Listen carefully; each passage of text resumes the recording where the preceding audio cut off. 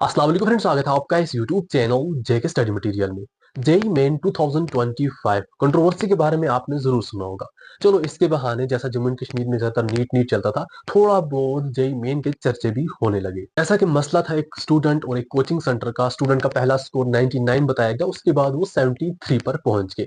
अब यहाँ पर इसमें किसकी गलती है, स्टूडेंट की है, कोचिंग की है या किसी और की है, इसके बारे में हम बात नहीं करेंगे। अब हमें नहीं पता गलती किसकी है, इसलिए हम स्टूडेंट को ट्रोल नहीं करेंगे, क्योंकि मेंटली डिस्टर्ब हो जाता है इंसान। आपने ऑलरेडी सुना होगा, जिस दिन जेई मेन का रिजल्ट डिक्लेयर हुआ, कुपवारा से एक स्टूडेंट ने सुसाइड कर दिया क्योंकि वो कुछ नंबरों से जेई मेन जो है वो क्रैक ना कर पाया। अब यहाँ पर हम क्यों किसी को मेंटली डिस्टर्ब करें, बट जो मेन मसला है ना उस पर हम बात करेंगे, कोचिंग सेंटर के बारे में। देखो, मैं आपको हमेशा से बोलते आया हूँ, कोचिंग सेंटर्स आप एडवर्टीजमेंट देखकर मत ज्वाइन किया करो। आप ये चीज चेक करो, वहां पढ़ाते कैसा है, वहां आपको समझ आएगी या नहीं आएगी, वहां का स्टाफ कैसा है, वहां पर जो सिलेक्शन रेट है वो किस हिसाब से है। क्योंकि ये भी तो देखिए ना, कोई कोचिंग सेंटर अच्छा से पढ़ाता है बट वहां पर सिलेक्शन रेट ही कुछ नहीं है, तो इसका मतलब वो कुछ और ही पढ़ाता है।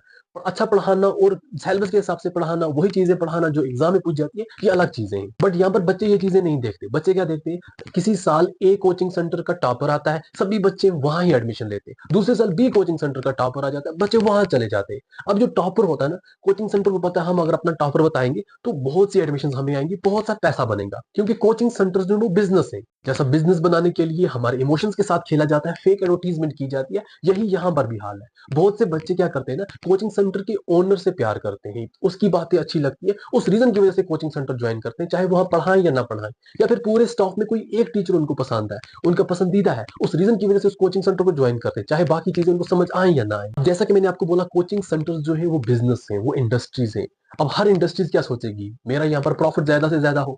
अब यहाँ पर यही सिस्टम होता है। प्रॉफिट कैसे बनता है, जब आप एडवर्टीजमेंट करोगे। कोई आप एग्जांपल लो, कोल्ड ड्रिंक की कोई इंडस्ट्री है, वो यहाँ पर क्या करते हैं, अगर आपके इमोशन के साथ खेलना है, आपका फेवरेट सेलिब्रिटी को वहां पर ले लेते हैं, उससे एडवर्टीजमेंट करवाते हैं। आप बोलते हैं यार ये वाला कोल्ड ड्रिंक पी रहा है, हम भी यही पीएंगे, तो उससे उसका बिजनेस इंक्रीज हो जाता है। ऐसा ही कोचिंग सेंटर में भी होता है। आपने कई बार देखा होगा, कुछ जो टॉपर्स होते हैं ना, हर कोचिंग बोलता है ये हमारा टॉपर है, ये हमारा टॉपर है। जैसा कि मैं आपको एग्जांपल दूंगा, 2020 में शोएब अख्ताब ने नीट में टॉप किया, आकाश ने भी बोला ये हमारा स्टूडेंट है, एलन ने भी बोला ये हमारा स्टूडेंट है, श्री चैतन्य कोई कोचिंग सेंटर है, उन्होंने भी बोला ये हमसे पढ़ा है। यार पढ़ा कहाँ से है।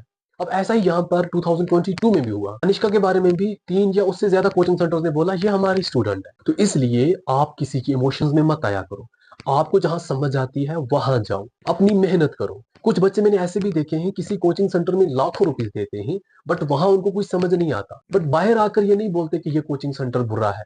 वो बोलते ये तो हमारा कोचिंग सेंटर है, अपना समझ लेते ना उसको। और वो उसकी ऐसी बिना मतलब की तारीफें करते हैं और अपने दिमाग में ऐसी बातें बना देते, नहीं ये अच्छा पढ़ाता है, चाहे वो अच्छा पढ़ाए या ना पढ़ाए। क्यों? क्योंकि मैंने एडमिशन ली है, ये कोचिंग मेरा है, तो ये अच्छा है। जहां जिस कोचिंग सेंटर में आपको लगे कि यहाँ अच्छा नहीं पढ़ाते, यहाँ का सिस्टम अच्छा नहीं है ना, तो चाहे आपने कुछ भी किया हो ना, तो उसके बारे में सच बोला करो। हम तो मिडिल क्लास लोग इमोशनल हो जाते हैं, ये तो हमारा हीरो है, ये तो हमारा कोचिंग सेंटर, हमने तो इसको ज्वाइन किया। या कई बार ऐसा होता है, कोई कोचिंग सेंटर जिसकी ब्रांचेस पूरे इंडिया में होती है, दिल्ली के किसी ब्रांच में कोई बंदा टॉप करता है, हम कश्मीर में किसी उसकी ऐसी ब्रांच में एडमिशन लेते हैं जहां पढ़ाने वाले वैसे तो होते नहीं है। यार दिल्ली में अलग फैसिलिटीज है, अलग स्टाफ है, आप बोलते चलो जी उसने दिल्ली में टॉप किया है, आप उसी की श्रीनगर वाली ब्रांच में एडमिशन ले लेते, तो इससे आपका ही फ्यूचर बर्बाद होगा ना। इसलिए सोच समझ कर एडमिशन लेनी चाहिए अगर आप किसी ऑफलाइन कोचिंग सेंटर में जाते हो।